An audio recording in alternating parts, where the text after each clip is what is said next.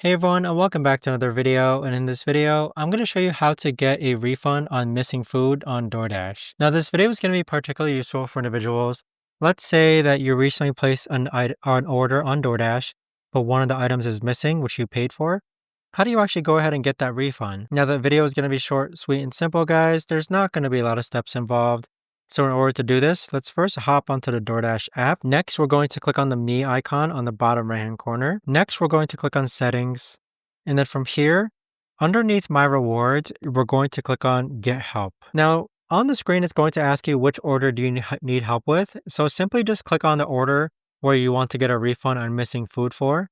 So let's take Japanese curry zen for example. Next, click on issue with items. And then from here, you want to click the item which you want to go ahead and report. So normally what you'll do is that you can indicate what's missing, or you can indicate what's wrong with the item, ingredient issues, poor quality, etc.